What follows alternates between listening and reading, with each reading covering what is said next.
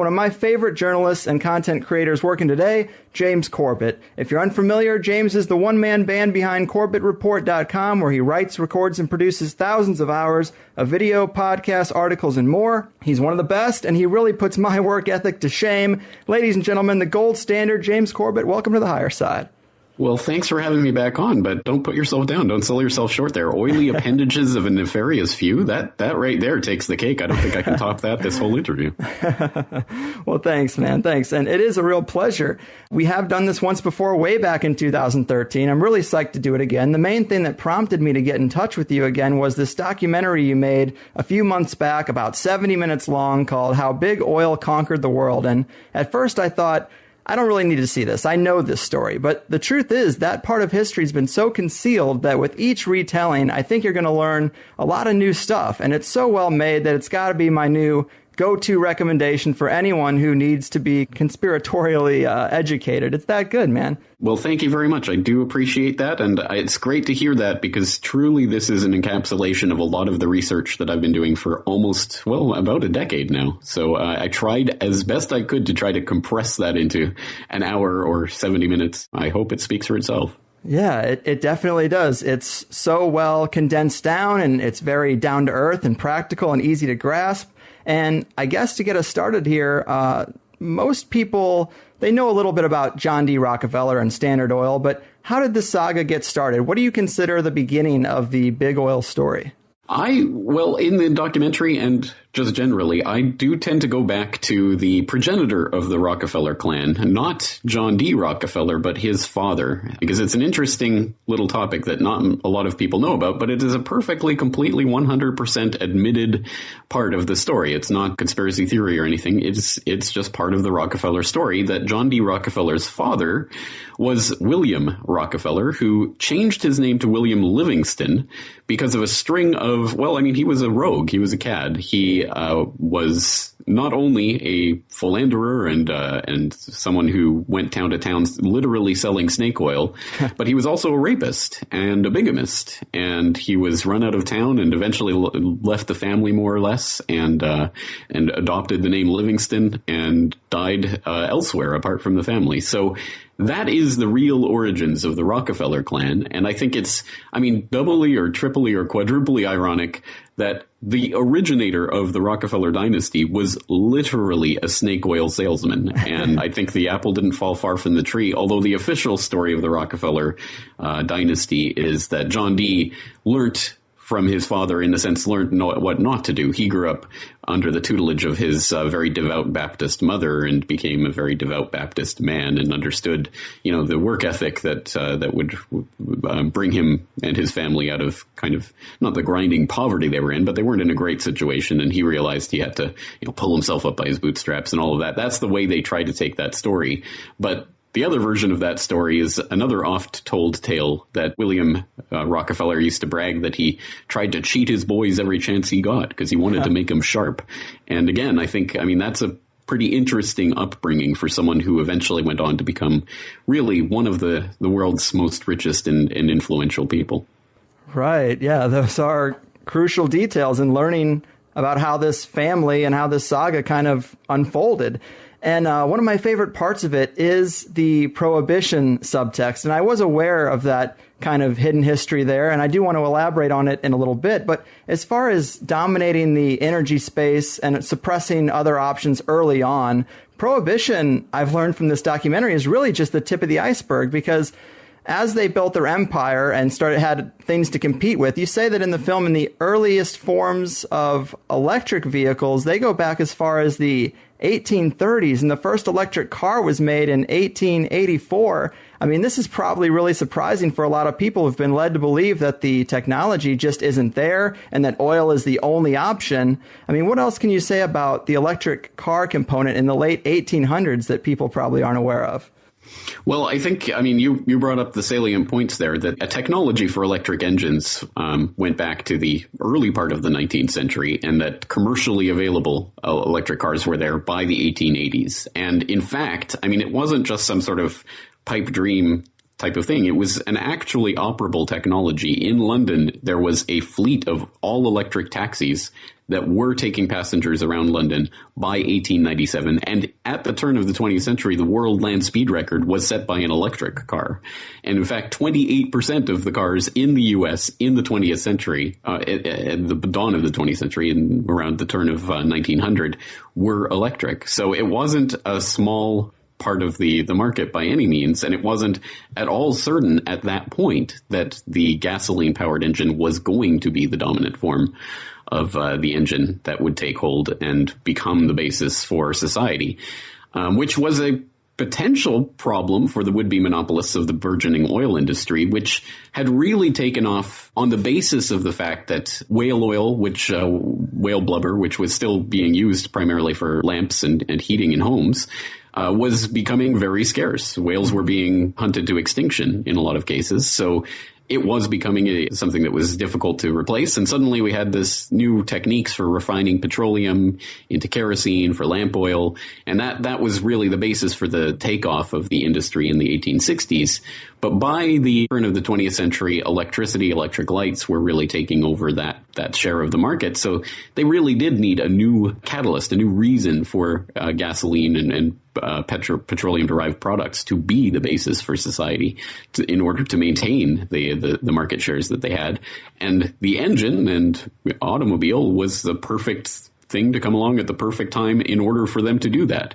But of course, it did have competition, as you say, like the electric engine, which at the time, in the turn of the 20th century, was a true competitor to the gasoline engines. It was not the dominant share of the market, but it was a large share.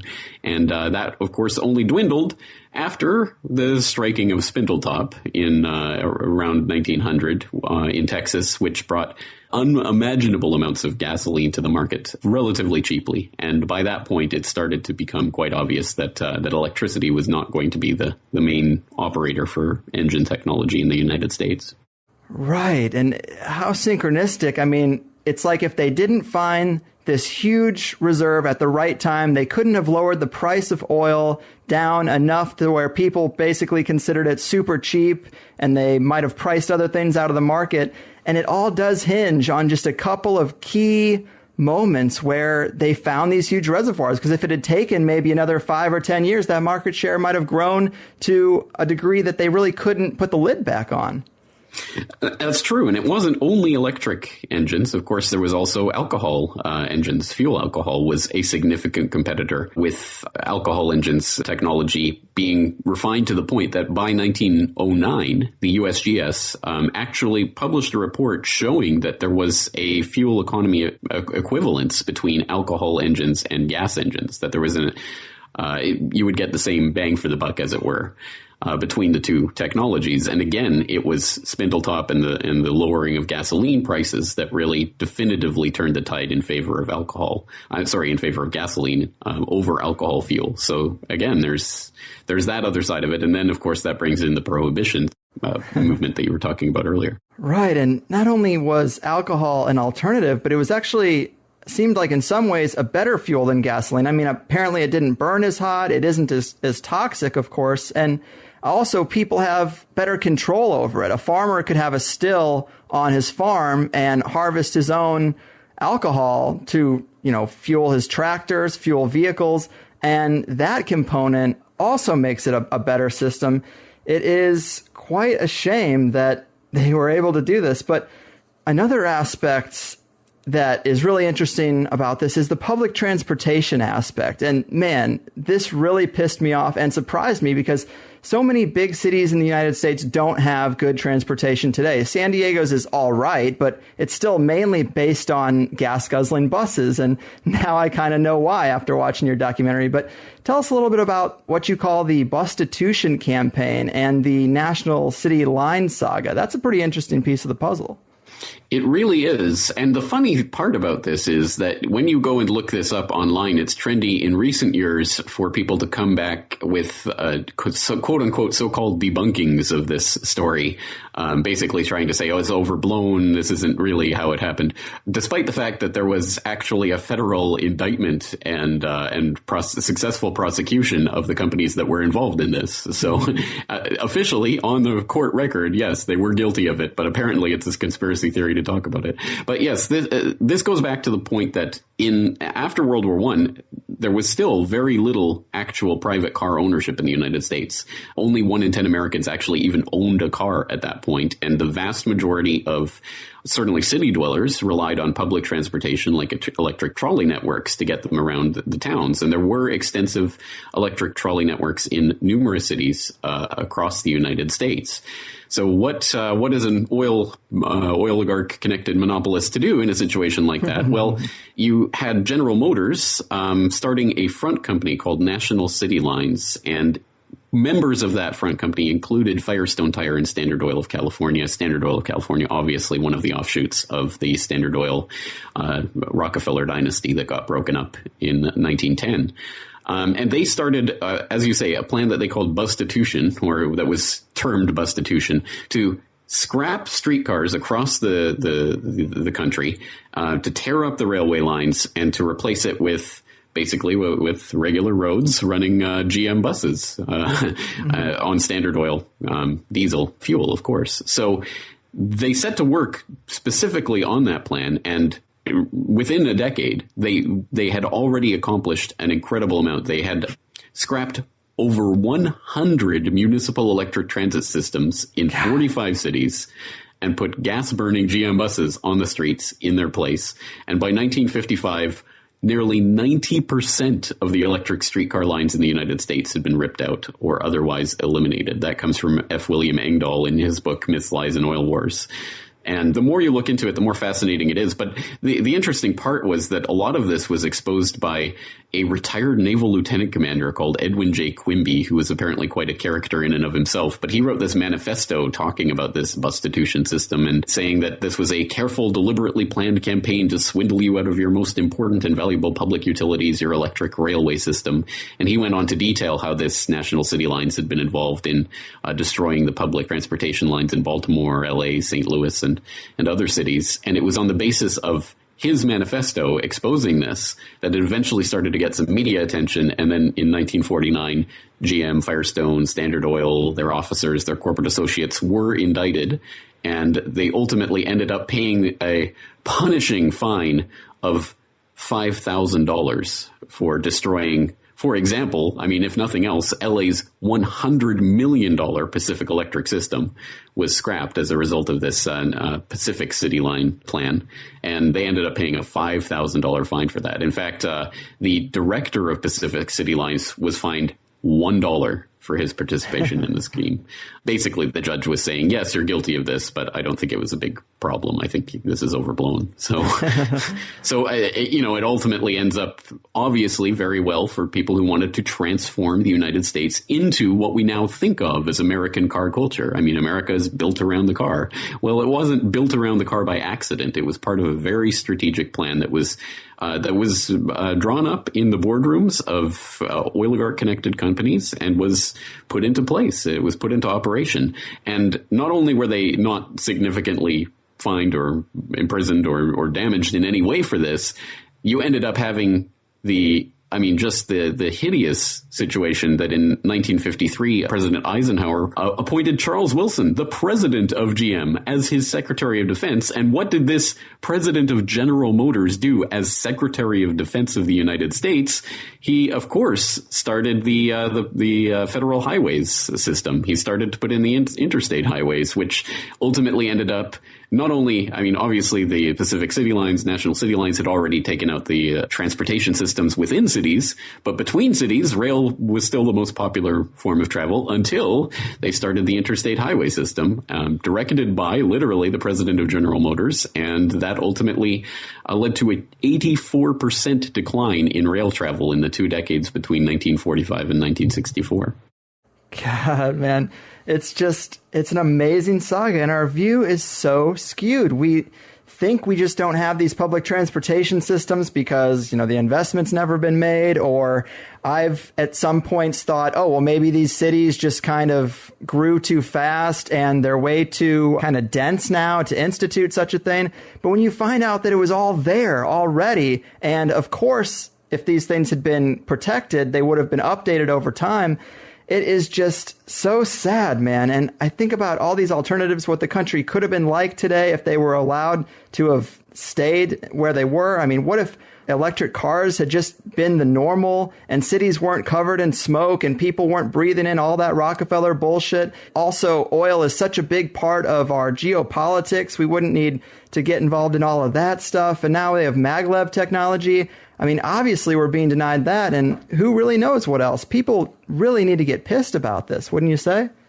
Well, let's put it this way. I'm a Canadian who now lives in Japan. I've been living here for 12 years, and the rail system here is just such an integral part of Japanese culture, and it's something that's really, I genuinely enjoy taking my little rail journeys here. I genuinely enjoy going on the high-speed bullet train here because it's such a convenient and such a good way to travel. I mean, it makes so much sense that it boggles my mind that in Canada, where I'm from, or in the United States or anywhere else that you can think of in a lot of developed countries, there isn't such a system. And obviously it's not like there are no problems with that kind of system. It was developed, for example, in Japan, as with most countries where that type of system takes off, it was developed primarily because of government monopoly, which was then broken up and privatized and is only serving to enrich a very few who happen to be politically connected. But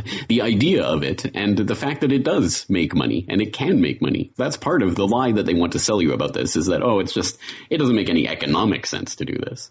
Well, no, it does. And it can work. And not in all markets, not in all ways, but it certainly can work. And as you say, the infrastructure was already there in dozens of cities across the United States. It would have just needed updating, upgrading. It wouldn't have needed, a complete overhaul. And that's really the significant expense of it. So it was already there to be used. And it took time and effort and money and lobbying to get it taken out, specifically for the benefit of these companies. Right. And it also puts a twist on certain things like, sometimes when people talk about what the federal government should be doing with our money, they'll cite something like a program like the highway system, the institution of it, or the electrical grid. And yeah, these are moments where we really did have the manpower and the will to set something up for the entire countrywide community that would be beneficial or technologically advantageous. But really, when you learn about why it happened, it's really just publicly funding the wealth extraction grids for a few wealthy industrialists. That's the only true motivation for why those things happened. Yes, and speaking as an anarchist, I would say that's what government is. I mean, that's all it ever is. That's why it always devolves to that point. That's why it's always to the benefit of the politically connected few, because it is a government-enforced monopoly on violence, ultimately, which is what underlies the system. But, of course, underneath that threat of violence, they can do all sorts of things to extract wealth from some people and give it to others. And it always devolves into basically a looting of the hordes of people. And that's exactly what we can see with the development of these companies, these corporations, which in every way, in every turn that they took, was always benefited by various government rulings and government orders and government regulations that regulated their competition out of existence and allowed them to operate and allowed them to do things like creating the national city lines to get rid of the public transportation systems. And all of this was enabled, of course, by that government monopoly on power and violence. And so that's why I think, the idea that we could somehow have some, benevolent caretaker government, I'll believe it when I see it. I've never seen it in existence, and I don't think we ever will. Yeah, I like to be an optimist and maybe think it's possible, but you can't argue that we haven't seen it yet, that's for sure. And like you mentioned, the nerfed consequences of the conviction, a $5,000 fine and a $1 fine for H.C. Grossman for destroying all the public transportation. That is another interesting aspect of the documentary, is the history you lay out in the film. You can almost see the race to control the media and the government before the media and the people really wise up and realize what's happening. Some journalists and politicians were concerned, but the tide just swallowed them up, it seems. And maybe you can elaborate on how it got to be that way. How did we go from really kind of despising these billionaire industrialists to worshiping them?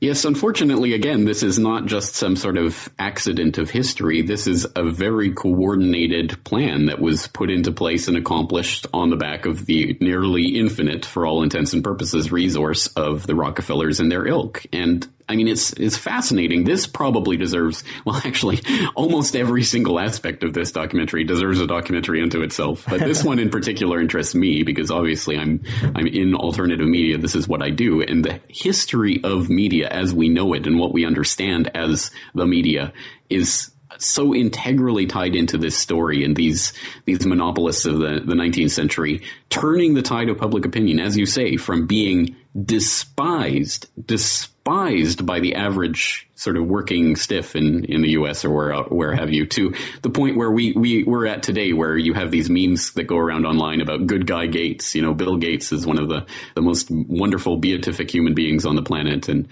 it's so ridiculous that you have to wonder, well, is there something behind this? And there is. One example of that would be Ida Tarbell, who was a kind of muckraking journalist around the turn of the 20th century, who wrote an explosive series of reports about Rockefeller, John D. Rockefeller, and the Standard Oil monopoly and how it came into existence, the types of practices it used to get its power and what it did to keep its power.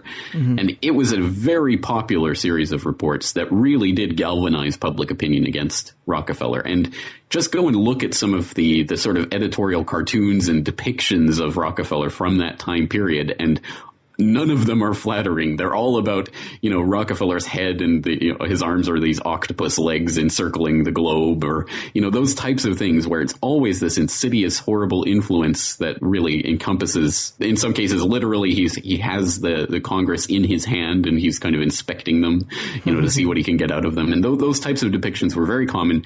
That was truly by far and away the sense of the American public around the turn of the 20th century as to what it meant for a Rockefeller or people like him to have that much money and power and influence. People understood that to be something anathema to the idea of some sort of, government by and for the people, or whatever people want to believe about what the American government is supposed to be for. So that was what Ida Tarbell and the muckraking press were capable of at that time. And obviously, I mean, Rockefeller and the Standard Oil dynasty and the people around him knew this was a problem. I mean, public opinion can count for go for a very long way. And if you have the public on your side, you can get away with a lot more. So essentially, I mean, you can essentially say the Rockefeller family created the modern PR industry. They hired Ivy Ledbetter Lee, who is credited, and I mean, you can go and look at any mainstream textbook, as one of the founders of modern PR. They hired Ivy Ledbetter Lee, who was just a journalist and turned a communications expert, to basically invent the PR industry to resuscitate the Rockefeller's image. And he started to construct a series of, he did all sorts of just basic tricks that went a very long way towards changing the public opinion of John D. Rockefeller in particular, and then ultimately to all of his business interests. Like these days, a lot of people, if you ask your grandparents or maybe your great-grandparents, they would probably associate John D. Rockefeller with dimes, because he was always photographed. From a certain point, they just told him, whenever you're photographed, or we'll set up these kind of, on-camera appearances, you should, give out dimes to children. And that became the thing, the image that would be plastered all over the newspapers, because, here's John D. Rockefeller handing out dimes to little children and telling them to invest it wisely and whatever. And this became like the image of Rockefeller. It's just such a basic PR trick that if we saw this today, I'd like to think we would be wise to that game, but perhaps the game is not all that much more advanced these days. But anyway, those types of just basic PR tricks were literally invented by Ivy Lee specifically to resuscitate John D. Rockefeller's image, and it it went a remarkable way towards doing so. I mean, as I say, at the turn of the 20th century, no one probably was more despised, more universally despised than John D. Rockefeller. And within a decade or two, he was synonymous for being the great philanthropist, giving away all his money to all of these great charities. And of course, when you're giving away money, unspeakable, unimaginable, gobs of money that people could barely even comprehend, you're going to get a lot of great press from a lot of people who benefit from that in very obvious ways. But a lot of people are less interested in really scrutinizing that philanthropy and looking at what is it actually accomplishing, and finding out that in case after case after case after case, all of this wonderful philanthropy that John D. Rockefeller was doing was directly benefiting himself and his business interests. Right. It is so amazing. And people really got to see it, the Rockefeller PR Machine in motion, because you show a lot of the real footage in this documentary. And it is so transparent now that we've kind of grown up with this stuff and the tools have been so much better refined. When you look at the early version of it, it's kind of easy to see through, but it's really something you got to experience, because when you see it, you just know this doesn't seem genuine. It seems clunky. Yeah, they just happen to have the film cameras rolling as he's going around, handing out dimes to these people. Right. Yeah. And the guy could tell 5,000 kids who walk up to him poor and hungry to fuck off, and no one would ever know, as long as you get the one time he gives a dime to someone on camera. That's the only thing people hear about spread throughout the land on the new airwaves. That's it. People understand what they see and hear. Again, it does seem so basic to us, but for people who were confronting this as a brand new medium and a new way of interacting with the public, it was quite a revelation, and something that, unfortunately, again, got taken up and used to great effect by the darkest powers in society in many ways.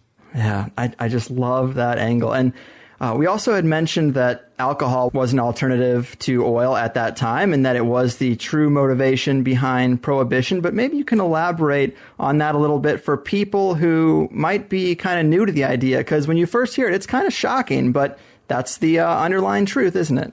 Yes, it is. And again, for people who don't know the history of it, ethyl alcohol, ethanol, had been used since the early 19th century, both in engines and as fuel for lamps.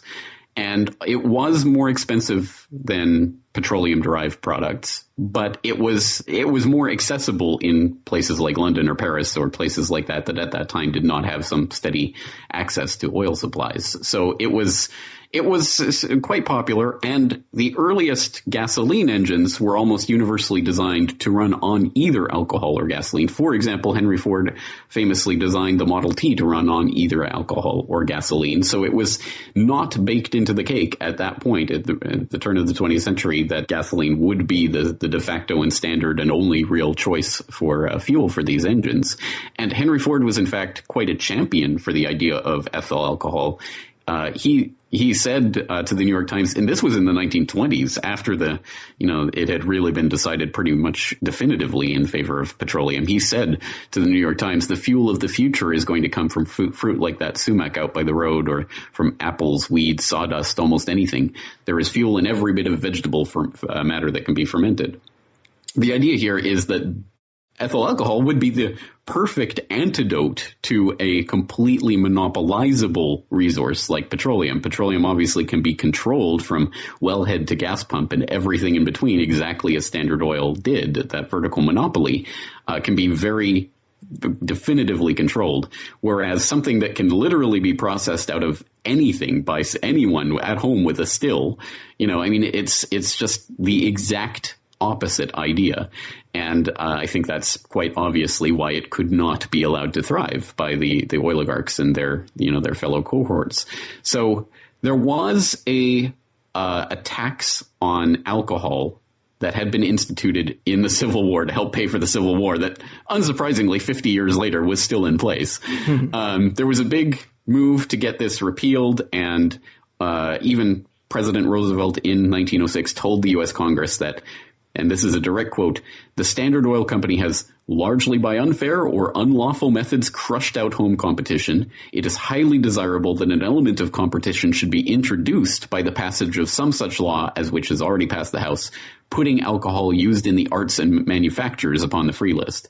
So the idea here is that alcohol for fuel, alcohol fuel specifically, should be have this tax repealed. So in 1906, the tax was repealed, and corn ethanol was available at 14 cents a gallon, which was cheaper than gasoline at 22 cents a gallon. So at that moment in history, it was actually cheaper to use alcohol fuel, and it had the extra bonus, as I said, of being not monopolizable. That didn't last long. As I say, Spindletop changed that economy, and unfortunately, it definitively made it cheaper for gasoline.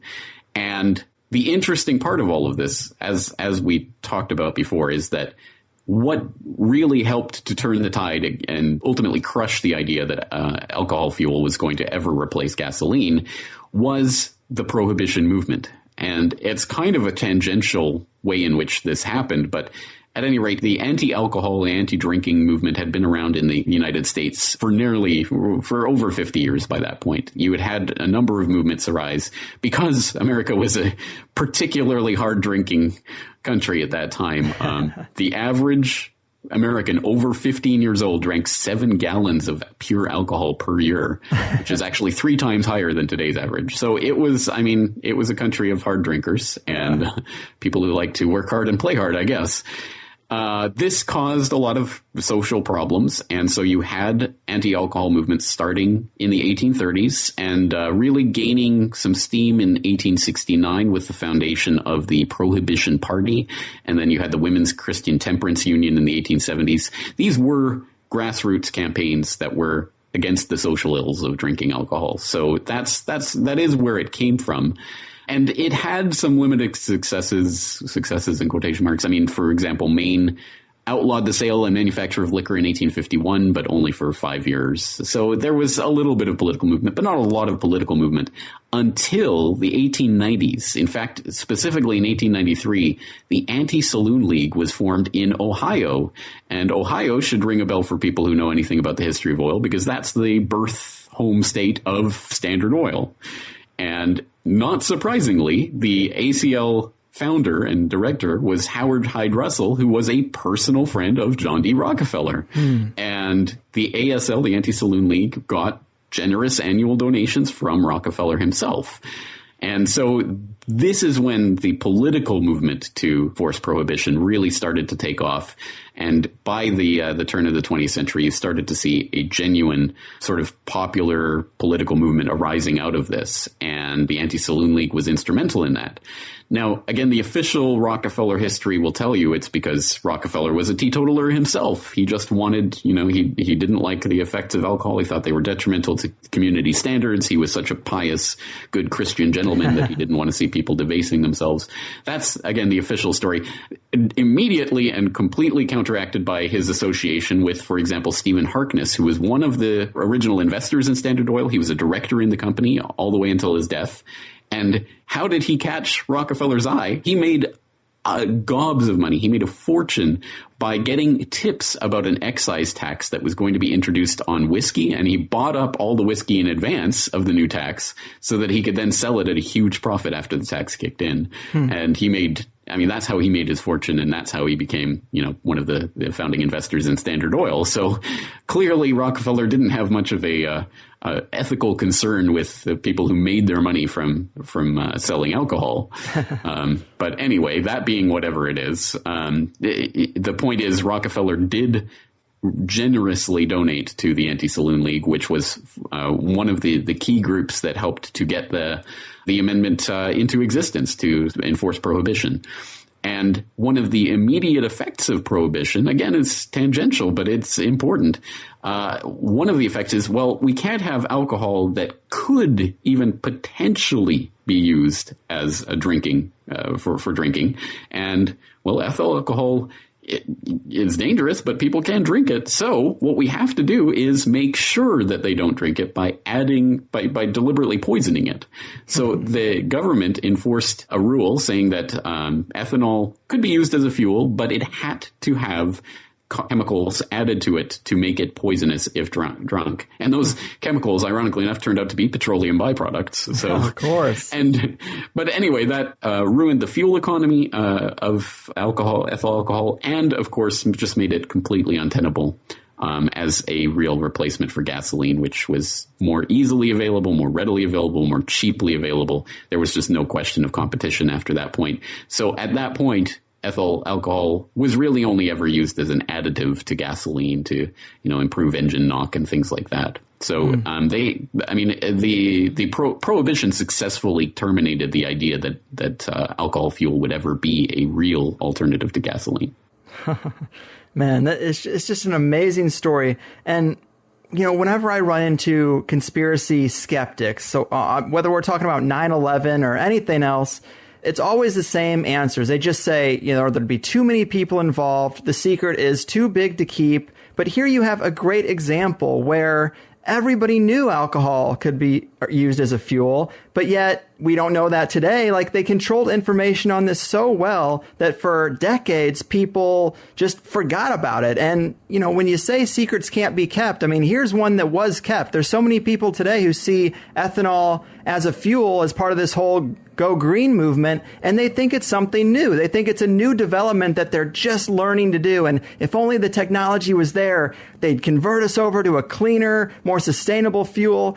This right here is Exhibit A, that a huge secret can be kept, that public knowledge can be put back in the bottle, and, they really have the country by the balls.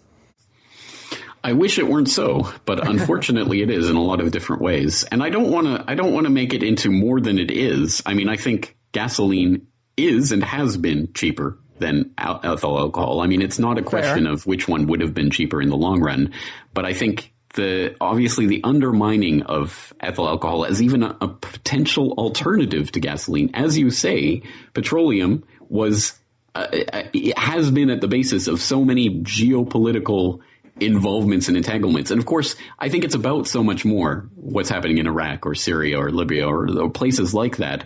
But it has always been the way to sell it to the American public. It's like, well, we need our oil supply. We've got to be involved over there. We have to be bombing brown people on the other side of the planet. That's always been kind of the nudge and the wink to, the old boys network. We got to go in there and take the oil. Can you imagine a world in which that wouldn't even be possible as an excuse for the types of entanglements that the U.S. has engaged itself in? And that really is the sort of alternative that was quashed so effectively back in the early part of the 20th century.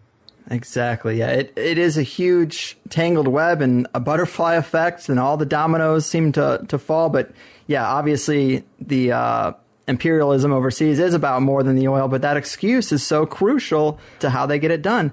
And when you really hear about the history of this stuff, it makes all these small incremental changes in ethanol, or electric cars is another one. It makes them seem like such bullshit theatrics. History shows that technology is a lot more doable than they pretend it is. And I guess that should be one of the big takeaways, right? Again, you really do have to engage with some of these documents and look at some of the history, because, as you say, it's been so completely and effectively suppressed that most people don't have any inkling of this going on. It's just in the history textbooks, at least in the popular understanding, it's a pretty straightforward path from striking oil in Pennsylvania in the 1850s to the birth of the automobile industry. And it's one to the other. And of course, how are we going to structure our society? It's going to be around the automobile. That is a series of decisions and steps and plans that were made over a period of time that didn't just arise spontaneously out of the ether, and that's kind of the version of history that we are given is always coincidence theory history. Well, this happened and then this happened, and it just all kind of just happened. No one was actually trying to make these events happen. And it's kind of an infantile, almost a bizarre, deranged way of looking at history.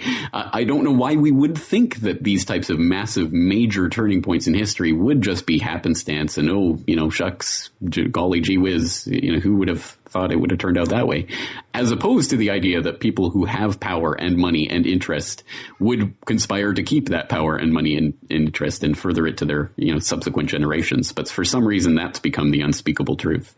Mm-hmm. And like you had mentioned, kind of on socialism, or the idea that, the government can provide big projects that people otherwise might not be able to achieve, like a highway system or an electrical grid that's nationwide. And you had mentioned that every time, there's a central authority, it always seems to be abusive and negative. What about the idea of the free market? Because is it possible to really have a free market and do this whole let the free market be our guide thing and not also end up with an inevitable winner who kind of acts in the same way as these industrialists did?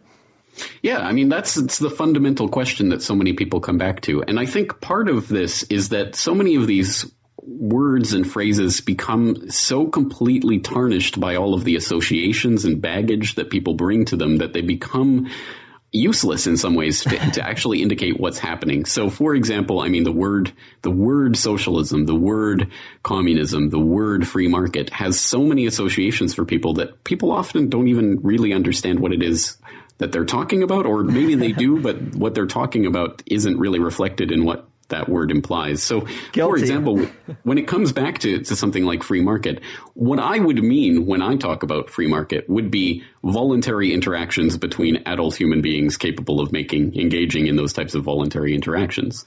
That's what a free market is. No third party can come in and arbitrarily rule that you can't do this or you can do this in terms of voluntary interactions between consenting adults, which sounds like a pretty basic ethical principle that is pretty much the golden ethical principle that we're all taught when we're, 3, 4, 5 years old. Don't hit other people, don't steal their stuff. But, if you want to play with that person, go play with that person, that kind of thing. But for some reason, of course, this all becomes part of this grand socio-political dynamic that, it's socialism versus these free market capitalists and what have you. So ultimately, the answer is, let's put it this way, it comes down to human nature. Human nature is such that there will always be scamsters and con artists and people trying to pull one over on other people. That is absolutely baked into the cake. Mm-hmm. And I mean, I guess you could try to argue otherwise, but I'll believe it when I see it. The point is not, from my perspective, is not to create then an institution run by people who, as I say, would still be prone to the same tenets of human nature to try to scam and con and scheme against other people, and give them the power to decide what happens in the rest of society, because that base of power will always be corrupted by those insiders, those people who want to use that for their scams. The point is not to create those pockets of power in society. And really, when you think about it, all government is a collective mass delusion that the people who are creating these rules and regulations and laws and running this system have the legitimate authority to do so. How did they gain that authority? By what measure? And how did they get that? Is it because X number of people, 50% plus one, or whatever the magic number is, voted in some election to give them that power? Can you vote to give someone a power that you don't have personally? How does taxation work exactly? So there's people who wear funny badges and hats that come to your door if you don't pay the tribute to your supposed masters that you probably didn't even vote for. I mean, what exactly is the basis for this? And the more you interrogate it from those fundamental ethical principles, the less sense it makes. And if the question is simply a utilitarian question, well, I don't care what's morally right. I just care if it works better for, civilization. I still think that the answer would be better, that freedom would be the ultimate answer to these questions, because of that central problem that I talked about, which is that when you have these Standard Oils and GMs and these companies with these people that are headed by these people who are, let's apply the word, I think it fits the bill, evil. I mean, plotting to do things that are absolutely detrimental to the vast majority of humanity and solely for their personal benefit. When you have people doing that, I think, again, giving them access to these centers of power like the U.S. government or, any national government you can think of is the problem. That's how these companies become the monopolies that they are. And we see this over and over and over and over throughout history, that large companies lobby governments to make rules and regulations that eliminate their competition and ensure their monopoly positions. And it was the exact same with Standard Oil and so many other things. And then on the back of that, they often set up schemes where the national government, the federal government, the state or local governments will foot the bill for the things that these companies are doing. And we've seen that again with the green revolution that the oligarchs were behind in the 1960s, 70s, and the gene revolution that's taking place right now, trying to spread GMO around the world. Again, usually at the expense of U.S. taxpayers, for example, through U.S. aid and other programs. Wow, man. I mean, that was well said. Those are definitely great points. And it does get confusing when you get down to those fundamentals and philosophy of what system is better. And I definitely have more work to do there for sure before I really start spouting off my ignorance about it. But to get back to this saga, the story here gets much worse, once they really secured a ton of wealth, because they weren't comfortable dominating just this one industry and getting fat on an island somewhere. It seems like the next big campaign, and a result maybe of the Rockefeller Makeover campaign and its success, and the founding of the Rockefeller Foundation and the success of their media manipulation, this stuff led them right into going hard after education, right? Yes, education was really the trial run for what became the Rockefeller blueprint for what they were doing, which was to use philanthropy to further the business interests and consolidate the power, the political and business power of Standard Oil and its associates. Education was really the test run for this, and it started in really the 1890s with the founding of the University of Chicago. Basically, John D. Rockefeller gave a very generous grant to start the University of Chicago, and as, of course, I mean, he was footing the bill primarily for this, so he insisted to have some of his people on the board to help select, who would be the professors, who would be the dean, who would control, what happens at this university. I mean, it's only fair, right? And that, of course, was welcomed by open arms by so many people. I mean, hey, it's creating this educational institution. It's going to be a place of higher learning. It's, what a wonderful thing for someone who's, made all this money to do with his money. How could you impugn that?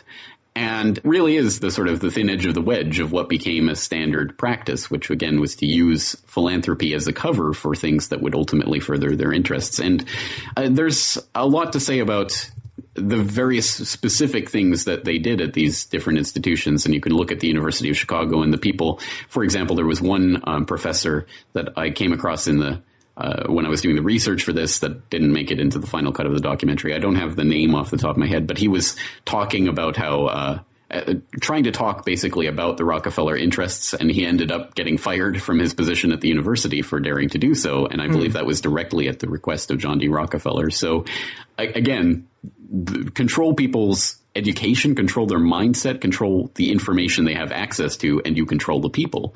Yeah. And this was something that was quite specifically understood and talked about amongst the people in Rockefeller's set that were focused on this. And specifically, he had Frederick Taylor Gates, this Baptist minister that Rockefeller knew, that he basically put in charge of his philanthropic endeavors generally, and specifically his educational philanthropic endeavors, who talked about trying to mold society in their image, and their image had nothing to do with trying to make better people, making more learned people.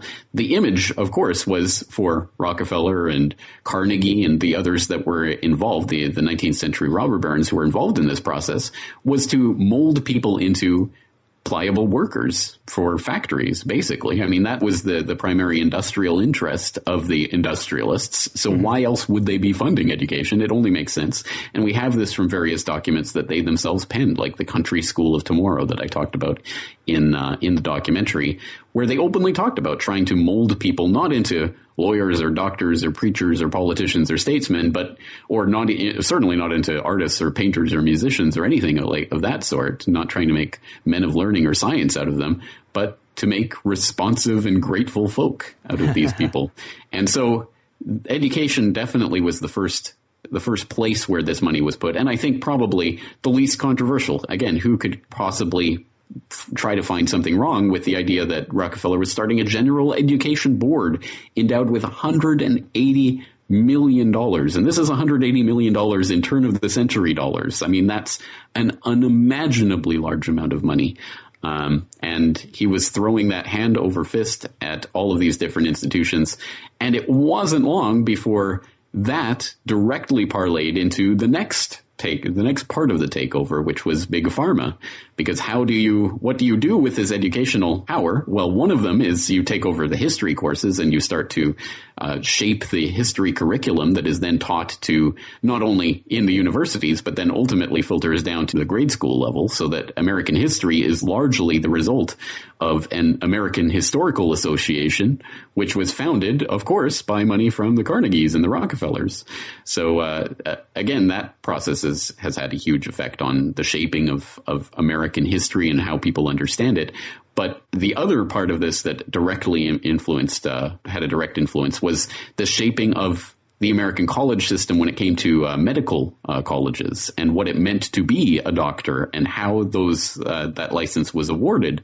That was part of a concerted attempt to reshape the education system for doctors in the United States around the early part of the 20th century. And that was on the basis of something called the Flexner Report that was done by someone who had connections, both the Carnegie Endowment. He was funded by the Carnegie Endowment, but eventually went on to become a Rockefeller Foundation associate. This Simon Flexner came out with this report basically saying, oh, look, the medical college system is in tatters. I mean, it differs from state to state what a doctor is, and there's all these quacks getting awarded these degrees. We have to do something about this. And of course, the answer that the Carnegies and Rockefellers come up with is, okay, we'll give all this money, tons and tons and tons of money, to making and establishing and really, cleaning out these colleges and making some good medical colleges so that people can have proper, medical training. And with that came the institutionalization of what we now think of as modern medicine, which wasn't what people in the late part of the 19th, early part of the 20th century would have recognized as medicine. At that time, there was a lot more emphasis on homeopathic and naturopathic ideas and remedies that were essentially taken completely out of the picture by this establishment of the American Medical Association, also with Carnegie involvement, and with the Flexner Report establishing really the guidelines for licensing of doctors throughout the United States. And how does this all ultimately tie into Rockefeller business interests? It all goes back to really as I say, the whole Rockefeller clan, starting with literal snake oil salesman William Rockefeller. Well, that's ultimately what a large part of the sort of oligarch connected business interests became involved in. They became involved in processing petrochemicals in various ways for, fertilizers and things like that, but also, of course, for chemical products derived, big pharma pharmaceutical products derived from petrochemicals. And so you have some of the largest chemical companies in the world and largest pharmaceutical companies in the world having a large degree of overlap on their boards between large oil companies and the sort of Standard Oil remnants and the big pharma companies. And that, again, all goes back to this idea of trying to take over the education of doctors, and that had a powerful effect on shaping the course of the medical industry. Yeah, man. Boom. What a great summary. You really covered like 4 or 5 of my questions on that subject right there. And it is such an unbelievable saga. And that one component is so key to capturing education and schooling, because now you control the system that determines experts, and you really can control the narrative and flow of any industry at that point. The world is your oyster, and they were just so good at putting a positive face on a negative campaign. It's really staggering how they accomplished all that.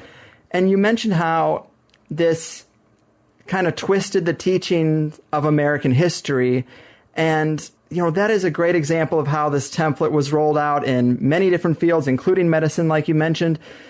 But I'm curious if that move to kind of change and tweak American history, do you see that covering up or changing more than just the PR campaign for the industrialists, maybe changing the way we look at the Industrial Revolution?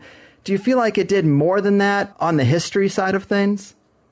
Well, there are very specific things that you can look at as to how that helps to shape our understanding of who we are and where we come from. I mean, history, of course, is just one of those fundamental core subjects that really does shape your understanding of where you are coming from, what it means to be an American or whatever, can be so shaped by the collective story that people tell themselves about the past. I mean, that's essentially what history is. Mm-hmm. And by selecting which events, which people, which things to focus on, you really can shape the mindset of an entire nation.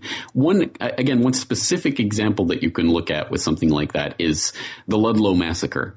So back in 1914, you had this tent colony of striking coal miners at the Colorado Fuel and Iron Company in the Colorado were striking as a result of just poor working conditions. Right. They were part of the United Mine Workers of America.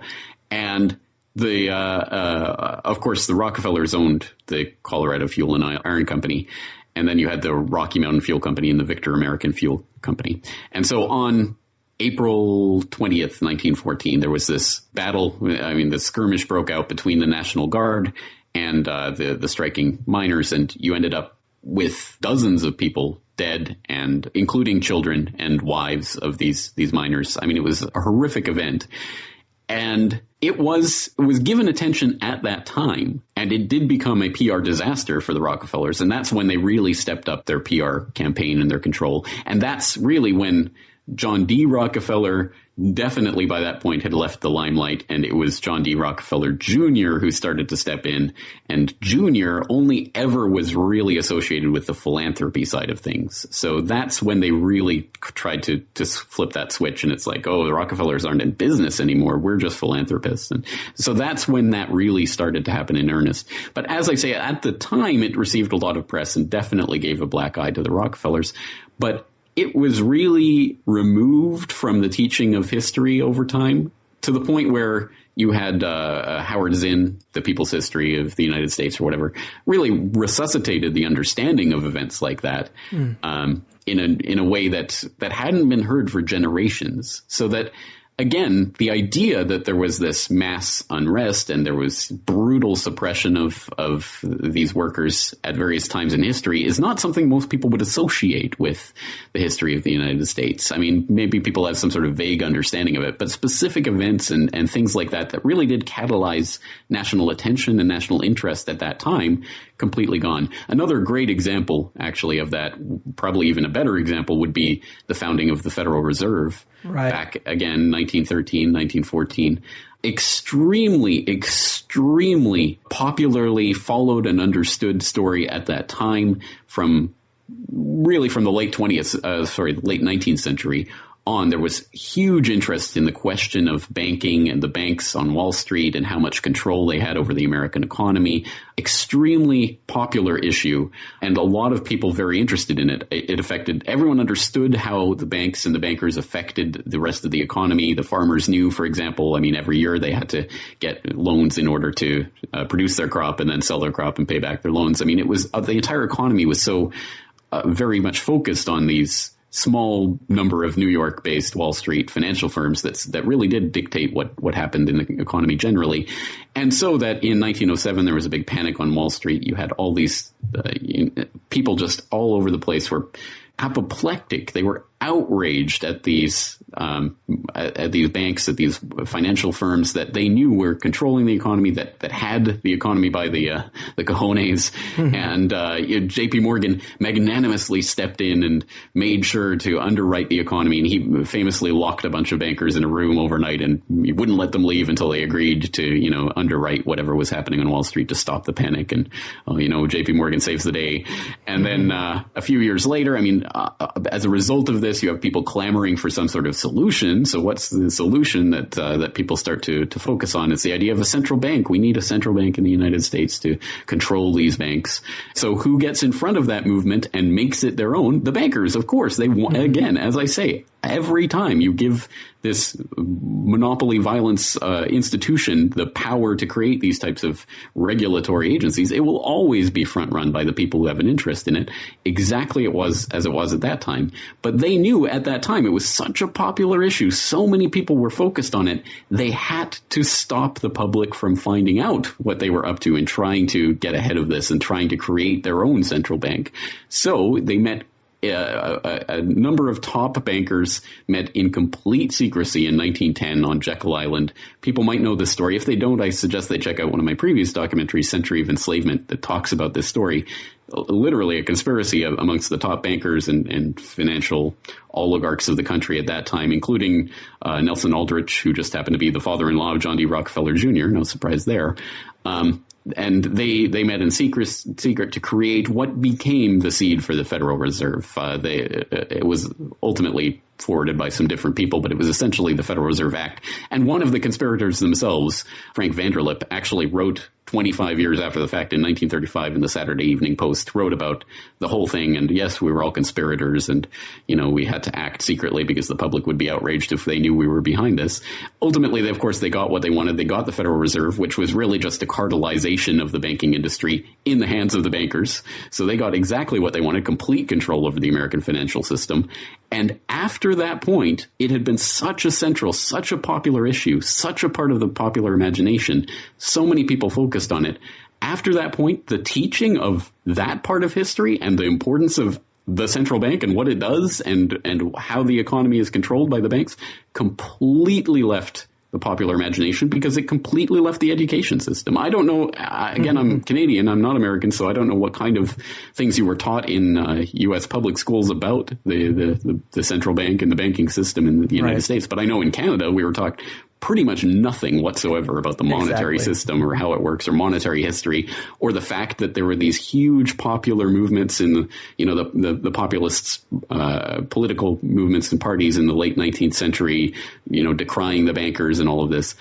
That completely has left the history textbooks unless you really study the history of specifically that time. Maybe if you're specifically focused on that in university or something, you might get some of that history, but you don't get it in the average sort of public schooling.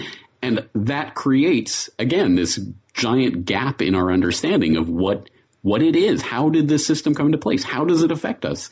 Basic things that are so important to our understanding of the world that, again, can be effaced because, hey, if you control history, you control people's understanding of who they are and where they come from. Right. Again, well said. And the Federal Reserve is definitely a great example of controlling education. Yeah, we also are taught almost nothing about it. It's just kind of, that's the way it is. That's the way it's always going to be. There's no alternative. Don't even think about it. This is just the system. And damn, James, you do such amazing work. You really are an inspiration. I don't know how you retain so much information and put out such consistent content. You are really a beast, and this is going to be an excellent show. I really appreciate what you do. Before we go, would you like to remind the people where they can find the documentary we discussed today and all the great stuff you're working on? If you type "How Big Oil Conquered the World" into any search engine, but preferably not Google, you will find it very quickly. It's also, of course, available on my YouTube channel, youtube.com/Corbett Report, and it is available from my website, CorbettReport.com.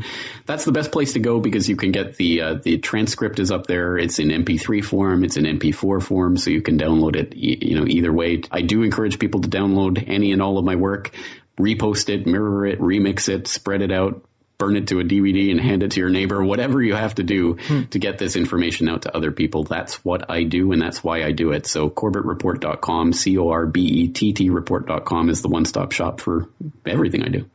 Boom. Very cool, man. Well, thanks again for being here. Keep up the great work out there. Well, thank you so much for having me on. I do appreciate it. You got it, man. Take care. There it is. Wow, guys. What a show. Big thanks to James. His work is really spot on, and I like his approach.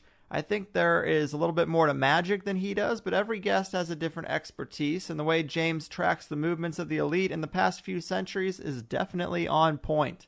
I was so psyched when I found his How Big Oil Conquered the World documentary because I had been wanting to touch on the alcohol conspiracy again since that show last year with David Bloom. It really did stick with me.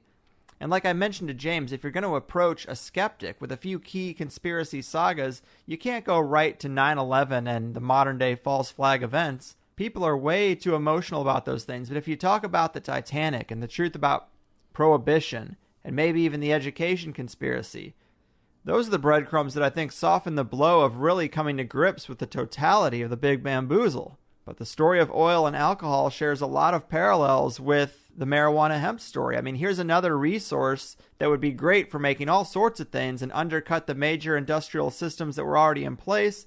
So they attacked it on the consumer side and in turn destroyed its practical application side. Prohibition on marijuana just never really ended. And wouldn't the world be better if we weren't cutting down 100-year-old trees for paper, but instead we're using a plant that only takes 4 months to grow? Trust me. I know. Plus, all the nasty oil-based plastics could come from hemp instead. It really is the same story, and the more you learn about the things hemp can be used for, the more frustrated you get. And then you can jump over to the more controversial practice of putting fluoride in water. Why do we do that? Well, because as far as I know, it's a byproduct of the aluminum industry, and instead of disposing of it properly, they lobbied to have the government put it in water as a good thing, and now they can sell their trash to us instead of having to pay to dispose of it properly. Same thing. And if it's really about health, why not just put vitamins in the water? Well, who's going to make money off that? I also like that we got into political philosophy a bit. James is really easy to talk to about it. He makes a lot of sense, but not everybody is so reasonable. I like talking about it and hearing opinions, but I'm not a real cheerleader for any system.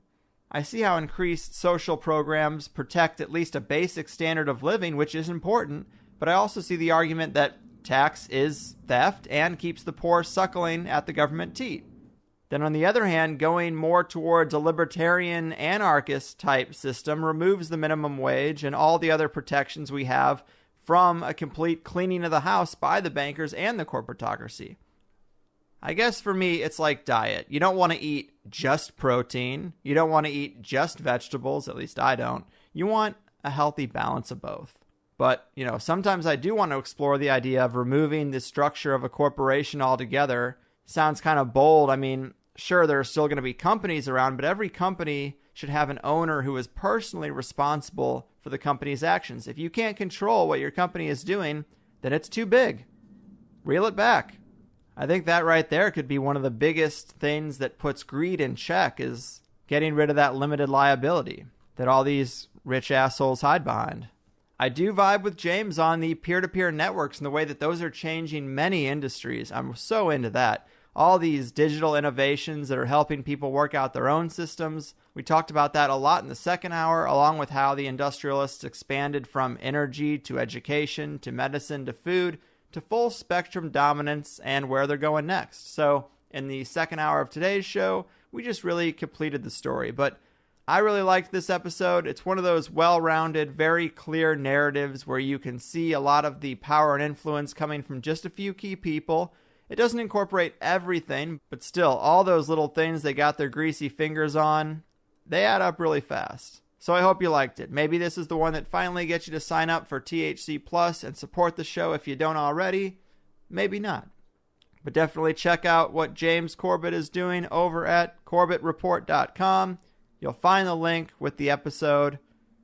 But thanks for listening, guys. I couldn't do it without you. That's it for me this week. Your move, corporate criminals of the Rockefeller reality. Your fucking move. Oh no, you see, the world isn't random, it's attached to puppet strings, control over everything. The 9 to 5 is trying to steal ya. Now don't that job seem silly? Hello, can you hear me? Or should I play back recordings from some spying agency? Wish we were younger and free. I'll be thankful when it's all exposed, the vast conspiracy. There's such a difference between us and the damn brush.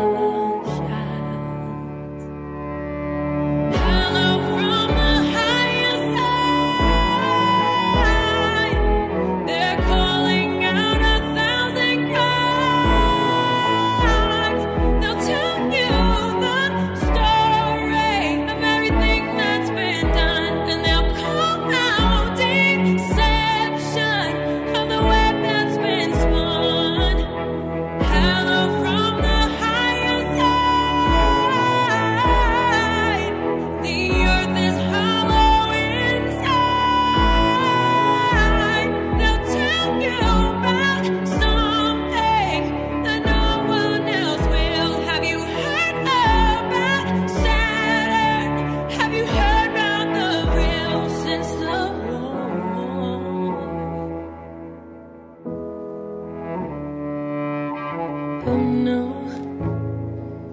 their cartoons. It's so typical of me to talk about this stuff. I'm sorry, that's good and well.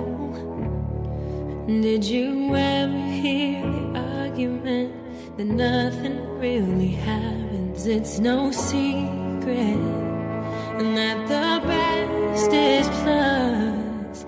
It's doubling your time.